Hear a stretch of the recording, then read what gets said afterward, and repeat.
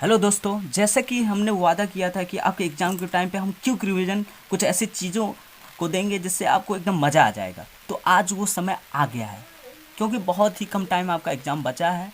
बचा क्या है, आ गया है। और आपको चार चार अप्रैल को पेपर भी है। तो हम डिस्कस कर लेते हैं आज पूरा, जितने भी फार्मूले फिजिक्स के हैं पूरे फार्मूले आज मैं आपको बता देता हूँ कम टाइम में।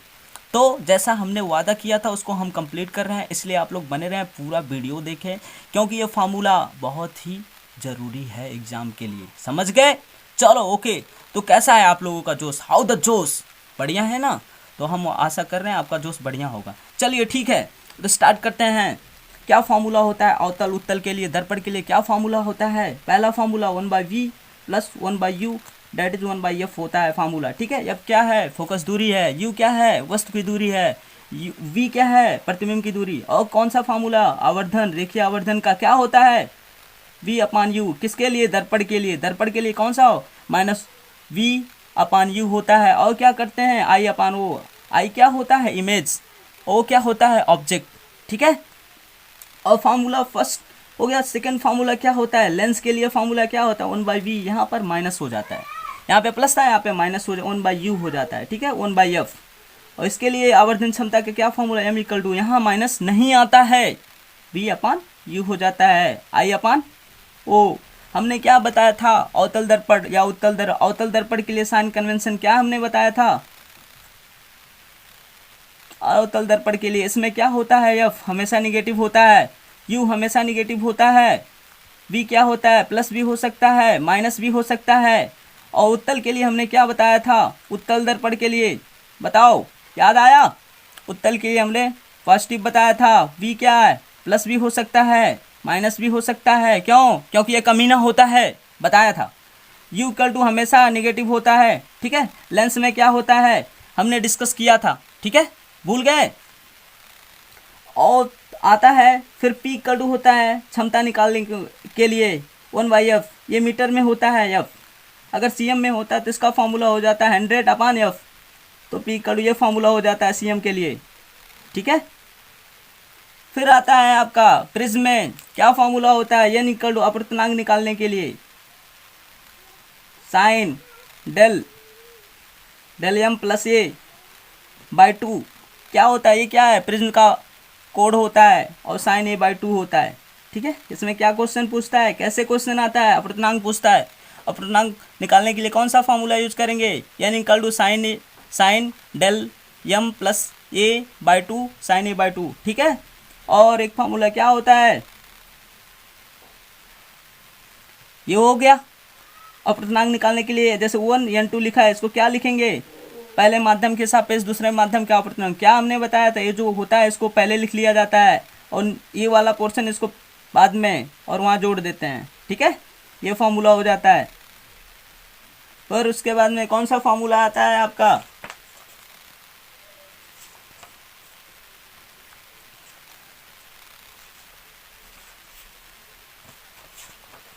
फिर आता है आपका फॉर्मूला विद्युत में हम चले जाते हैं। तो आई इक्वल टू क्या होता है? आई इक्वल टू, आई को क्या कहते हैं? धारा। Q/T। क्यू को क्या कहते हैं? आवेश। टी को समय कहते हैं। ठीक है, और क्यू इक्वल टू क्या होता है? यानी, और ओम का नियम क्या होता है? R equal to V upon I. R क्या होता है? प्रतिरोध। वी क्या होता है? विभवांतर। आई क्या होता है? धारा। ठीक है, इसका मात्रक क्या होता है? ओम का प्रतिरोध। इसका वोल्ट होता है विभवांतर का। आई का क्या होता है? एम्पियर। ठीक है, यहाँ पे 3 फार्मूला बन जाता है। कैसे? वी इक्वल टू क्या होगा? आई इंटू आर।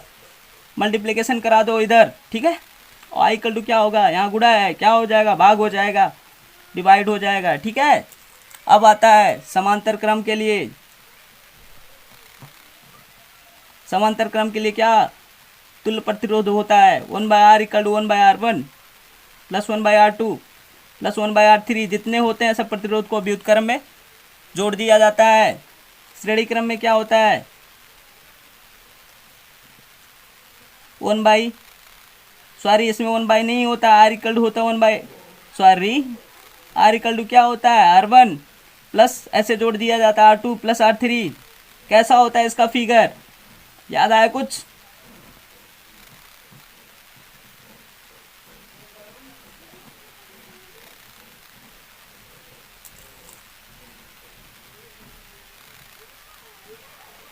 ठीक है, ये R1 हो जाता है, ये R2, ये R3, यहाँ पे प्लस माइनस ये वोल्ट हो जाता है। ये कैसे जोड़ा जाता है इसको, ऐसे ये R1 होता है, ये R2 होता है, ये R3 होता है, प्लस माइनस वोल्ट। ठीक है, बैटरी लगा दिया जाता है इसको। आता है विशिष्ट प्रतिरोध क्या होता है। विशिष्ट प्रतिरोध डिफाइन होता है, प्रतिरोध प्रतिरोध जो होता है लंबाई के अनुक्रमानुपाती होता है, और क्या होता है क्षेत्रफल के व्युत्क्रमानुपाती होता है। इन दोनों को आपस में कर दिया जाता है तो क्या हमें प्राप्त होता है, R=L/A। और जब नेतांक हटाते हैं तो हमें क्या प्राप्त होता है, एक कांस्टेंट जिसे विशिष्ट प्रतिरोध कहते हैं, स्पेसिफिक रेजिस्टेंस। तो R= क्या हो गया, रो, जिसको बोलते हैं L/A। ठीक है, तो R= क्या प्राप्त हो गया फॉर्मूला। ठीक है, ρL/A या ρ= क्या हो गया, कौन सा फॉर्मूला प्राप्त हो गया, RA/L। और अगर कहीं सभी में रो कांस्टेंट है, रो नियतांक है, रो किसी में सभी में बराबर है तो क्या करेंगे, अगर यहाँ R1 कर दिया ये 1/L1 हो जाएगा। एक इस टाइप का क्वेश्चन आया है 4 नंबर में। ठीक है, R2 यही फॉर्मूला यूज हुआ है, A2/L2। ठीक है, सभी क्वेश्चन जल्दी ही आप लोगों को मिलेगा, बहुत ही जल्दी। ठीक है, अगला फॉर्मूला क्या होता है,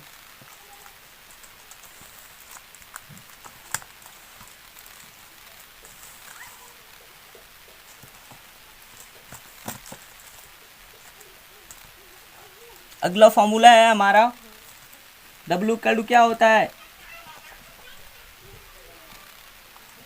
V/Q। ठीक है, हमें W= क्या होता है, V/Q। और एक फॉर्मूला बनता है VIT, जिसको कहते हैं विभवांतर धारा के पदों में, और एक होता है धारा और प्रतिरोध के पदों में, ये हो जाता है I²RT। एक फार्मूला होता है विभवांतर और प्रतिरोध के पदों में, ये फार्मूला होता है जो बहुत ही इंपॉर्टेंट होता है, इसको याद कर लिया जाता है।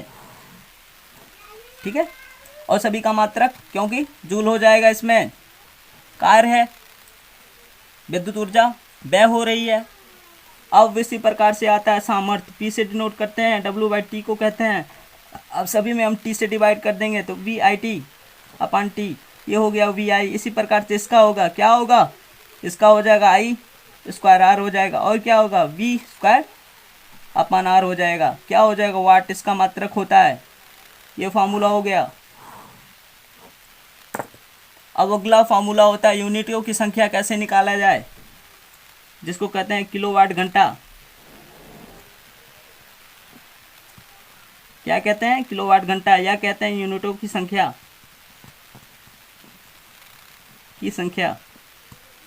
ठीक है, क्या होता है, ये होता है वाट इंटू घंटा इंटू दिन। ठीक है, अपॉन 1000। ये फार्मूला होता है, यूज कर लिया जाता है और यूनिटों की संख्या निकल जाती है। अगला फार्मूला होता है H, क्या ऊर्जा व्यय हुई है, तो क्या होगा, W में 4.2 से डिवाइड कर दिया जाता है कैलोरी में कन्वर्ट करने के लिए। ठीक है, ये क्या फार्मूला बन जाता है, VIT/4.2 कैलोरी। अब कैलोरी को हम 60 में से लिखेंगे। ठीक है, अब और क्या फॉर्मूला बन जाएगा, एक बन जाएगा VIT/4.2 कैलोरी। सेकेंड हो जाए I²RT 4.2 कैलोरी। थर्ड हो जाएगा V²T/R 4.2 कैलोरी। ये फार्मूला होता है ऊष्मा निकालने के लिए, कितनी ऊष्मा व्यय हुई। ठीक है, अगला क्वेश्चन आता है, कैसे पूछता है, कहता है कि यदि किसी चुंबकीय क्षेत्र पर लगने वाले बल, एक समान चुंबकीय क्षेत्र में लगने वाले बल की गणना करिए, तो होता है इसका फॉर्मूला I/P/L। ठीक है, जब इसमें परपेंडिकुलर एक दूसरे के होते हैं, अगर थीटा एंगल पे दिया है तो क्या हो जाता है, F= हो जाता है I/BL sin थीटा। एक चुंबकीय क्षेत्र की तीव्रता निकालने के लिए फॉर्मूला होता है μ0/2π I/R होता है, और μ0/2π की वैल्यू होती है, क्या होती है, 2 × 10⁻⁷ I/R होता है, ठीक है। और इसका मात्रक क्या होता है, न्यूटन, एम्पियर, मीटर या वेबर पर मीटर स्क्वायर होता है, याद कर लिया जाता है, बहुत ही इम्पोर्टेंट होता है। उसके बाद में और कौन सा फार्मूला यूज हो रहा है इसमें, ये सब इतने फार्मूले हैं जो यूज होते हैं इसमें, ठीक है। तो इसको आप लोग देख लीजिए अच्छा से, कोई डाउट नहीं होना चाहिए, ठीक है। Thank you.